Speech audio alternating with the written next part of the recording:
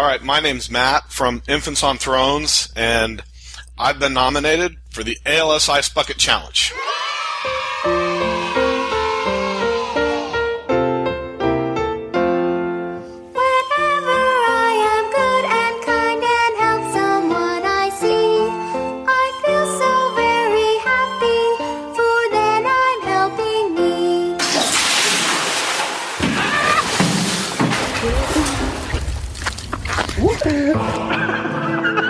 This is Infants on Thrones.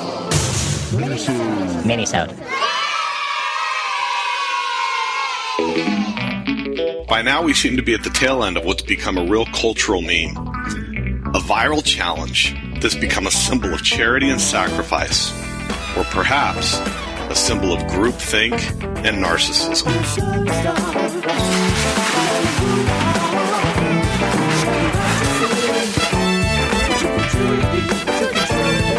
This ALS Ice Bucket Challenge is huge. Everyone's doing it. There are reports that this Ice Bucket Challenge is a huge success, with donations to ALS.org up millions compared to last year. As I've watched video after video of people dumping buckets of cold water over themselves, it's reminded me an awful lot of something I used to do pretty regularly. Attend and serve in the Mormon temple. At least that's what Mormons say they do in the temple, serve. So what does the ALS Ice Bucket Challenge have to do with a Mormon religious ceremony? Well, maybe nothing, but maybe a lot. It's no secret that Mormons view temples as the ultimate symbol of their faith. Attending and participating in the rituals there is the ultimate goal for every member of the Church of Jesus Christ of Latter-day Saints. LDS kids even sing songs about going there someday. The purpose is to get married or sealed to your spouse, which Mormons believe is a requirement to go to super VIP heaven, as Brother Jake calls it. But they also believe that this sealing allows you and your extended family to be together forever in this super VIP heaven. Mormons believe that without the temple, all family relationships will be severed at death. Now, I know that doesn't make any practical sense, but that's the belief, so just go with it.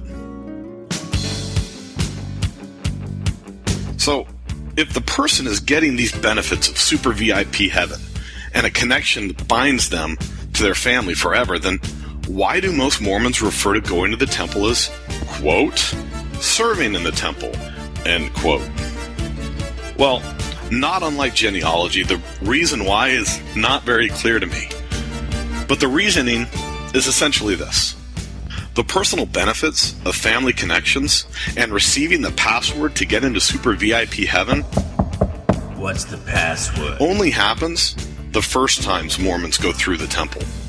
And Mormons are encouraged to attend the temple regularly, even weekly.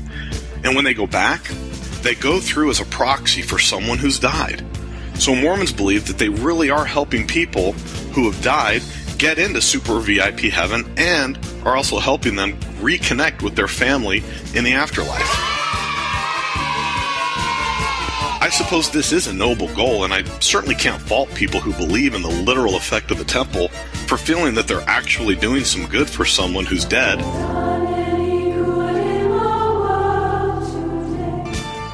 But even when I was a complete believer, I had a tough time saying that going to the temple was a form of service, and was frustrated when others would.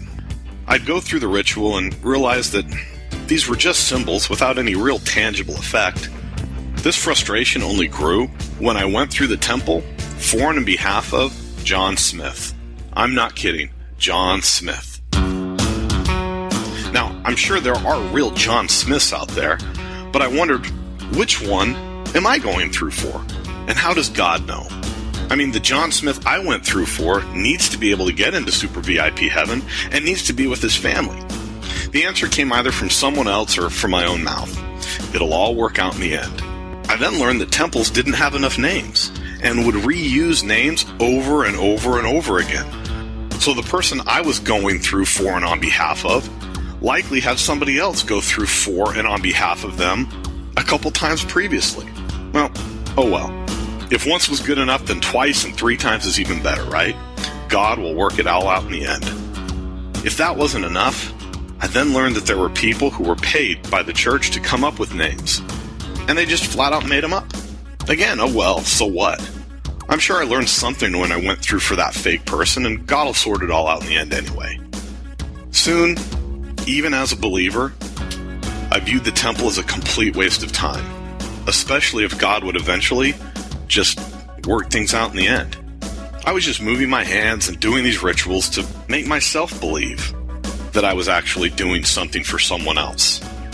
Once I left the church, the temple was still a symbol for me, but it was a different sort of symbol.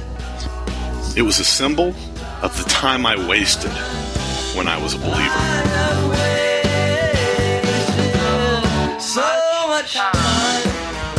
I realized the temple was incredibly inefficient. At one point in the temple, a prayer is offered, and the person saying the prayer holds up a bag, and in the bag is a whole bunch of strips of paper with names on it. Faithful members write the name of a friend or loved one they feel needs help,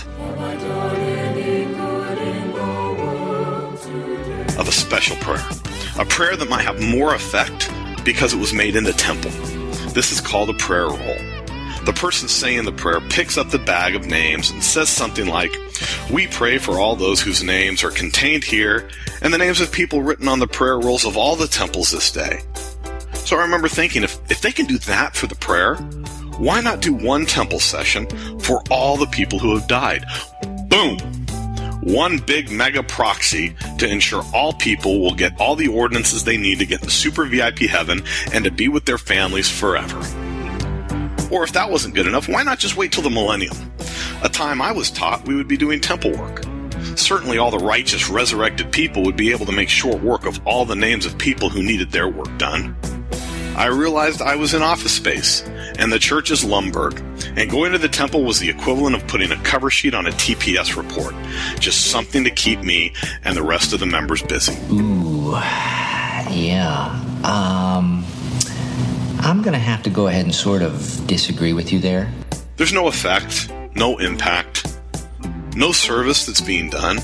It's a futile symbol which only served to make me feel righteous and justified in my self-righteousness. If not, I have failed indeed. Ooh, yeah. Pretty cynical, I know.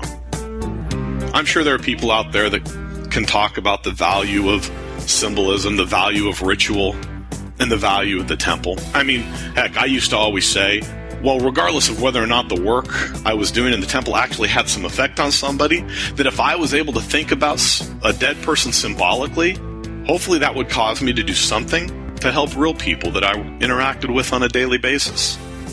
But I didn't. I think of all the hours spent in the temple, and I realize I would have been better off mowing my elderly neighbor's yard. But I didn't. Because just like most people, I found that participating in a symbol of sacrifice and charity was easier than actually sacrificing or being charitable. You are pathetic and weak. So, what does my temple experience have to do with the ALS Ice Bucket Challenge? Well, like those who attend the temple, I have no doubt that everyone who's done the Ice Bucket Challenge means well. And I'm sure they feel like they've done something. And as I've said earlier, as a result of this viral Ice Bucket Challenge, donations are up for ALS research. And I'm noticing a lot more people recently focus more on donating. But too often, I've seen people and still see people challenge others who say, you have to do this or donate. Now, for the people who donate and do the challenge, thanks for the donation. And I'm thanking you because not long ago, my mother-in-law had knee replacement surgery. And after the surgery, her foot didn't really work anymore. The doctors attributed it to some nerve damage and assured her that she just needed to work on a rehab program. She didn't get better. Her kids assumed that part of the reason was because she wasn't working hard enough to do the exercise she was supposed to do, even though she really was. Soon she got weaker and weaker, and she wasn't able to walk hardly at all, and had a very difficult time getting around her house and doing the things she needed to do. She started having breathing issues, and the doctors attributed it to a bout with pneumonia. Eventually, she ended up in the hospital on a breathing machine and unable to walk. It turned out she had ALS, Lou Gehrig's disease. And although no one knew it at the time, that's what had caused all her health issues the year before. The ironic thing is that, unlike some diseases, even if the doctors had diagnosed it earlier, there was nothing they could have done. There's no treatment to cure or even slow down this debilitating and deadly disease. And almost with malice, it struck down the mother of the most important person in my life. So I guess I'm glad that people are more aware of this disease than they were at the beginning of the summer. My family's awareness of this disease came as an icy bath to the heart. But being aware of the problem doesn't really do anything to solve the problem unless awareness turns to action. So, I'm not doing the Ice Bucket Challenge, but I am nominating everyone who has or who will be nominated to do the Ice Bucket Challenge to participate in the symbol if you want. But don't stop there. Donate something. Or find someone with ALS and help them with something. Because there's probably something they just can't physically do for themselves.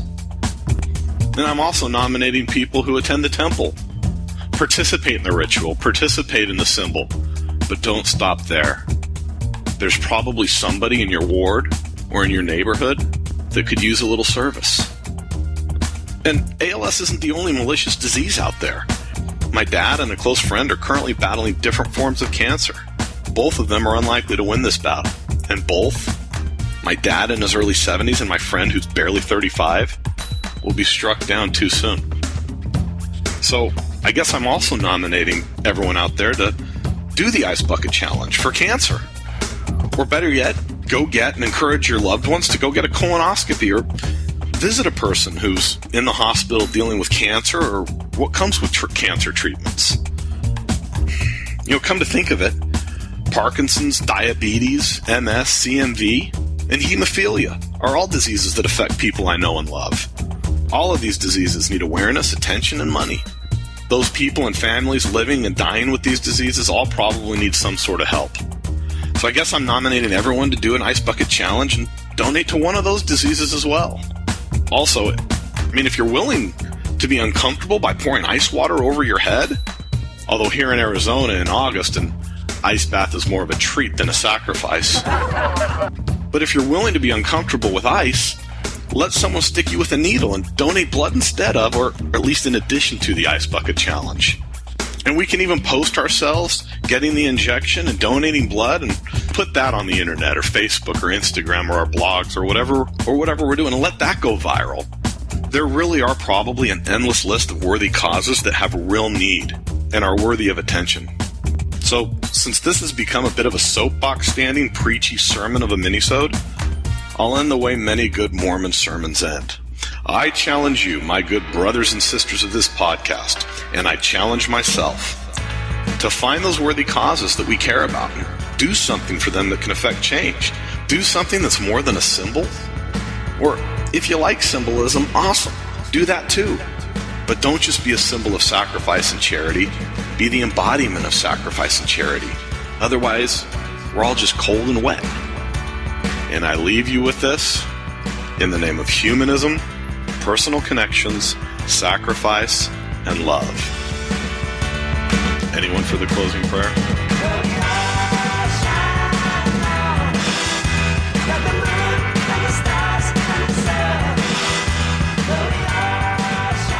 Hi, this is John Smith, a totally real person from the spirit world, just recently out of spirit prison.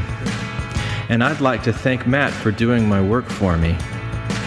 You can comment on this episode on the website, infantsonthrones.com. And if you really like what you hear, give the Quorum a 5-star rating and write a short review on iTunes. I did. Anyone for the closing prayer? And Kathy, don't worry, you don't have to do the Smirnoff challenge. But son of a bitch!